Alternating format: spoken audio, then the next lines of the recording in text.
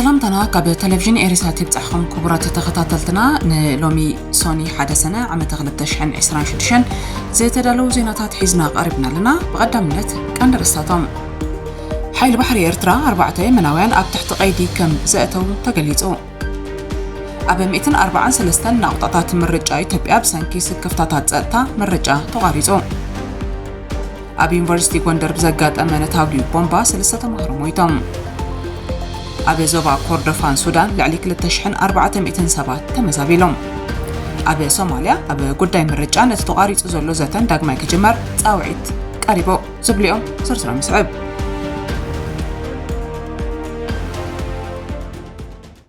حيل بحري إرترا 4 مناوين أب تحت قيدي كمزأتو تقليزو حيلتات حيل بحري إرترا أب قماقم بحري موكا 4 مناوين قففت عسا كم زعاقتو تقبطاب يمن أونلاين يحبر حيلتات بحري إرترا أبك أيح بحري أبقماقم بحري موكا نايتم قففت عسا جالبو أمن ناوتو من كم زوسدو مع كنا زينا يمن حبيرن أتم قففت عسا أبتقامايات يمن ناتنقسا قاسون كالو فلما تعاقيتهم سعيب دما بأحادو باترول تقتا بحري إرترا أب تحت قيدي كم زاتو من جتات حبيرهم أزف فتصامي أبك أيح بحري زغطل زولو وطري زاقول لحقينو محبر سبات قففت عسا يمن بتدقاقامي بنايوت حيلتات حيل بحري مقفعن ممنزعن يمارو خمزلو صبصابات يملكتو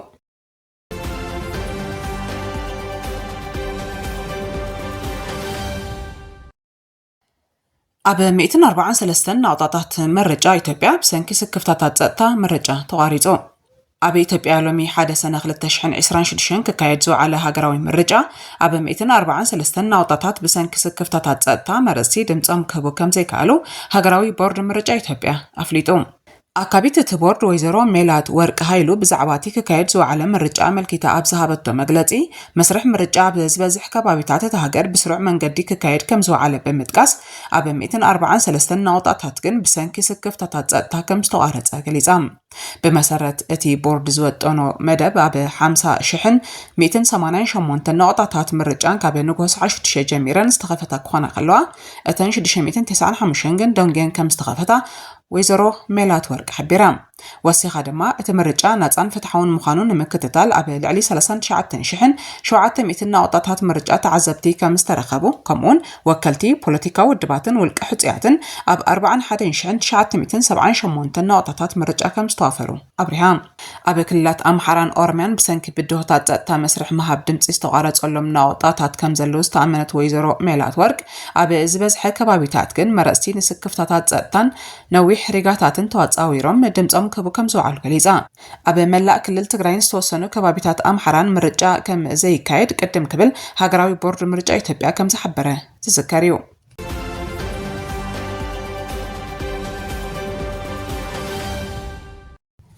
أب يونيفرسيتي غوندر بزقاطمه نتاوغي بومبا سلسة تمهارو مويتهم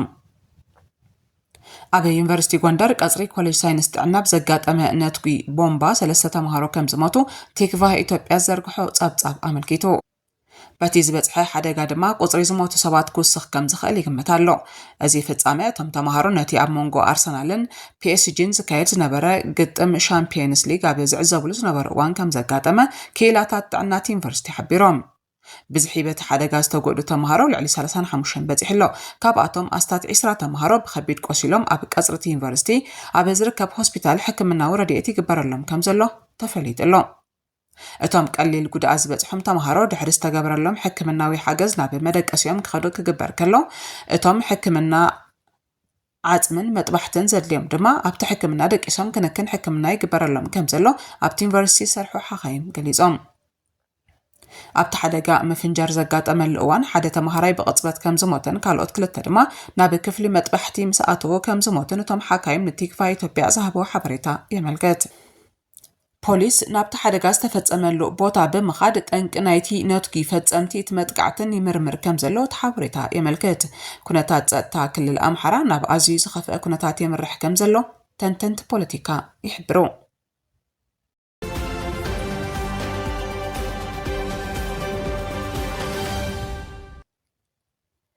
أب زوبا كوردفان سودان لعلي 2407 تمزابيلهم ኣህጉራዊ ውድብ ስደተኛታት ኣብ ዝሓለፈ ሓያሎ መዓልታት ኣብ ክፍላት ሃገራት ሰሜንን ደቡብን ኮርዶፋን ኣብ ልዕሊ 2400 ሰባት ካብ ብግጭት ዝተሃስዩ ከባቢታት ከም ዝተመዛበሉ ሓቢሩ። ኣብ መላእቲ ዞባ ዓመፅ እናወስኸ ኣብ ዝኸደሉ ዘሎ እዋን እቲ ኩነታት ወጥሪ ዘለዎን ኣዝዩ ዘይርግእን ኮይኑ ከም ዘሎ ትካል IOM ብ31 ግንቦት ኣብ ዘውፅኦ ጸብጻብ ገሊጹ። እቲ ትካል ሕብራት ሃገራት ኣብ ሰሜን ኮርዶፋን ከባቢ ምዕራብ ባራት ትርከብ ቁሸት ኣልሞራ ድሕሪ ዘጋጠመ ኩነታት ጸጥታ 160 ሰባት ከም ዝሃደሙን ተመዛበልቲ ኣብ ውሽጢ ክፍለ ሃገር ከም ዝተፈናቐሉን ገሊጹ። ተወሳኺ 2245 ሰባት ካብ ከተማታት ካዱግሊን ድሊንግን ከምኡን ኣብ ከባቢ ሃቢላ ኣብ ደቡብ ኮርዶፋን ዝርከባ ዓድታት ብሰንኪ ዘይውሕዝ ጸጥታ ተመዛቢሎም። እቶም ኣዝዮም ዝተጎዱ ድማ ናብ ክፍላታ ሃገራት ሰሜን ኮርዶፋን ጻዕዳ ኣባይን ካርቱምን ሃዲሞም እዮም። ሓይልታት ቀልጡፍ ደገፍ ካብ 28 ግንቦት ጀሚሮም ኣብ ምዕራብ ባራ ዝርከባ ዓድታት ከቢድ ኣጽዋር ተጠቂሞም መጥቃዕቲ ክፍጽሙ ጸኒሖም። መንግስቲ ሱዳን ብ31 ግንቦት ኣብ ዝሃቦ መግለጺ ሓይልታት ቀልጡፍ ደገፍ ኣብ ሰሜን ኮርዶፋን ኣብ ዝርከብ ከባቢታት ሰዓዱንን ኣልሞራን ኣብ ካልኣይ መዓልቲ ኢድ አልአድሓ ህልቂት በመፈጻሙ ብውሕዱ 60 ሰባት ከም ዝሞቱን ብ10ታት ዝቁጸሩ ከም ዝቆሰሉን ገሊጹ ምንባሩ ዝዝከር እዩ።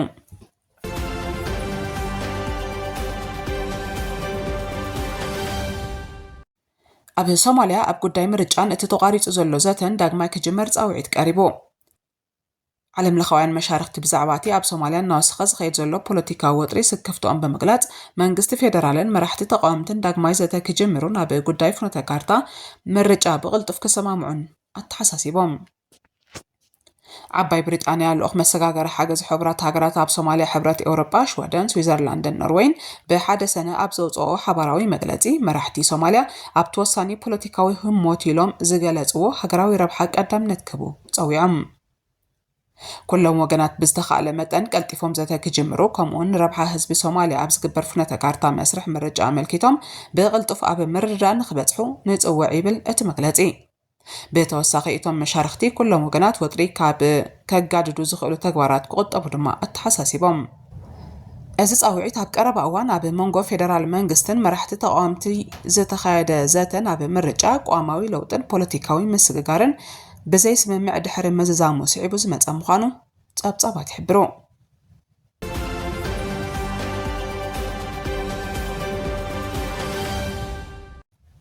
ኣብ መወዳእታ ዜና ዕረፍቲ ህበብቲ ተዋሳኢትን ዓለም ለኻዊ ተፈላጥነትን ዝረኸበት ዘውዲ ኣርኣያ ዓሪፋ። እታ ህበብቲ ተዋሳኢትን ሞዴል ዘውዲ ኣርኣያ ብመበል 75 ዕድሚያ ኣብ ዓዲ ጣልያን ከም ዝዓረፈት ምንጭታት ቤተሰባ ይሕበር።